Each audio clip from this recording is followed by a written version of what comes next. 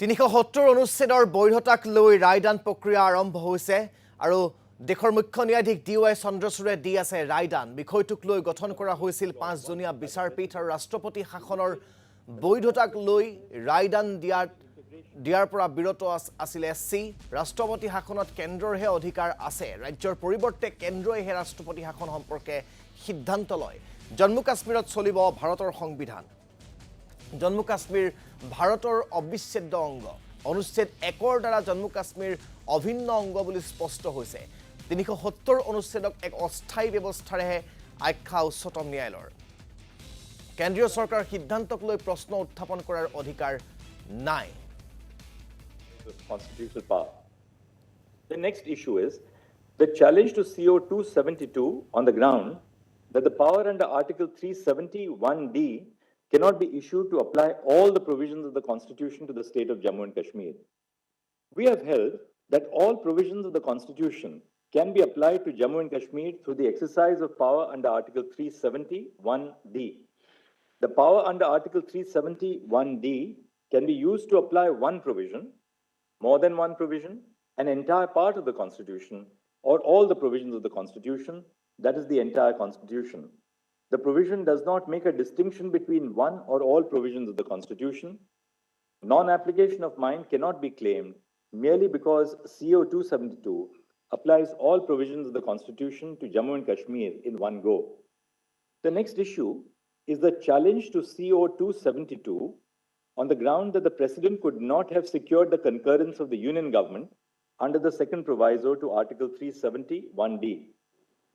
We hold that the President seeking the concurrence of the Union government instead of the government of the state to issue CO 272 is not invalid because, first, the effect of applying all the provisions of the Constitution to the state of Jammu and Kashmir through the exercise of power under Article 371D is the same as an exercise of power under Article 370, Clause 3, notifying that Article 370 shall cease to exist.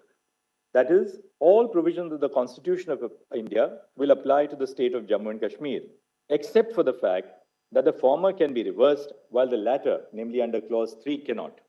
Second, consultation and collaboration between both the units will only be necessary where the application of the provisions of the Indian Constitution to the state would require amendments to the state constitution because the purpose of the requirements of consultation and collaboration is for the smooth functioning of governance in the state and to ensure that the provisions of the Constitution of Jammu and Kashmir are not inconsistent with the provisions of the Constitution of India.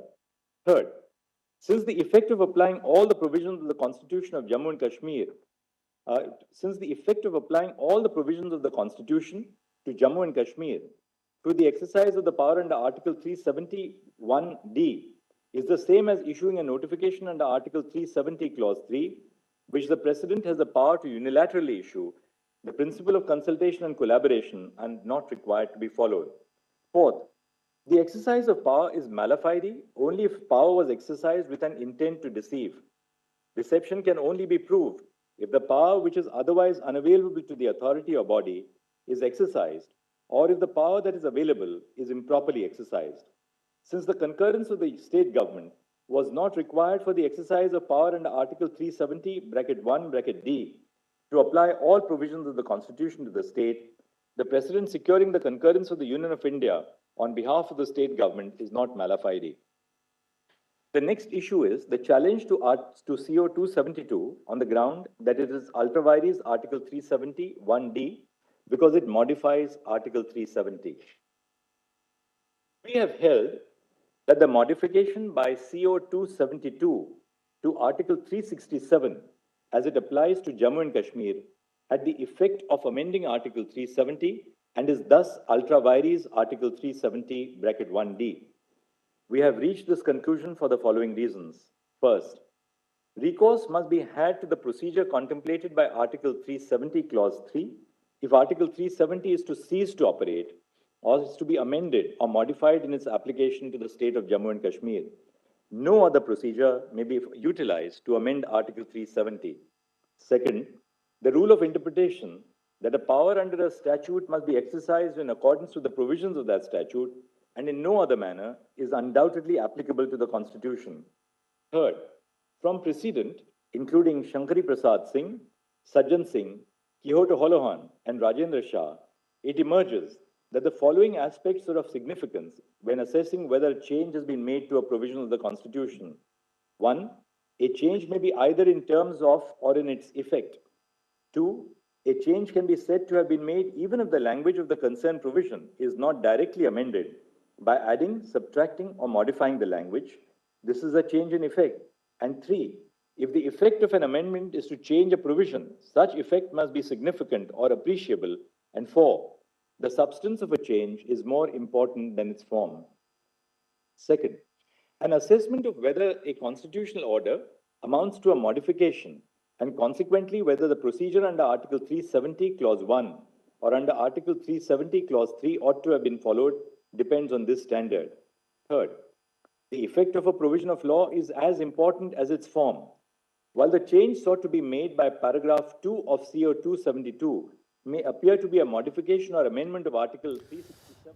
Breaking news 370 অনুচ্ছেদৰ বৈধতা সন্দৰ্ভত এই ৰায় প্ৰদান কৰিছে যে বাহাল থাকিব 370 অনুচ্ছেদ প্ৰত্যাহাৰৰ সিদ্ধান্ত কেন্দ্ৰীয় চৰকাৰৰ সিদ্ধান্তক বৈধতা দিলে উচ্চতম ন্যায়ালয়ে এয়া ব্ৰেকিং নিউজ 370 অনুচ্ছেদৰ বৈধতা সন্দৰ্ভত উচ্চতম ন্যায়ালয়ে ৰায় প্ৰদান কৰিছে আৰু 370 অনুচ্ছেদৰ বৈধতা সন্দৰ্ভত যি ৰায় প্ৰদান কৰিছে সেই ৰায় অনুসৰি বাহাল থাকিব 370 অনুচ্ছেদ প্ৰত্যাহাৰৰ সিদ্ধান্ত এই ৰায় প্ৰদান কৰিছে উচ্চতম ন্যায়ালয়ে আৰু কেন্দ্ৰীয় চৰকাৰৰ সিদ্ধান্তক বৈধতা প্ৰদান কৰিছে উচ্চতম ন্যায়ালয়ে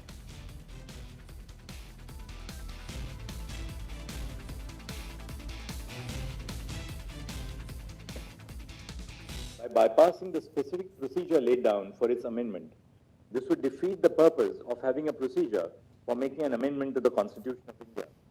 Fifth, the consequence of permitting amendments through the circuitous manner would be disastrous. Many provisions of the Constitution would be susceptible to amendments which evade the procedure stipulated by Article 368 or other provisions.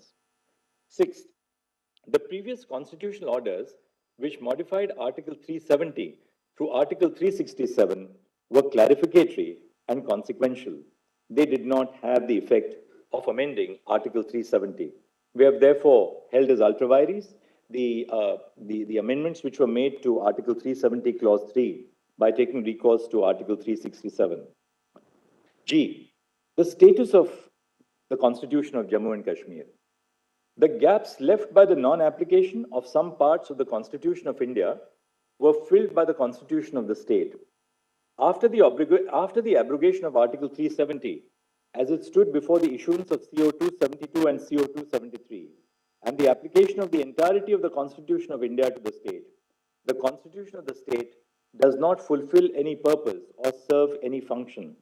Hence, the implicit but necessary consequence of the application of the Constitution of India in its entirety to the state of Jammu and Kashmir is that the Constitution of the state is inoperative.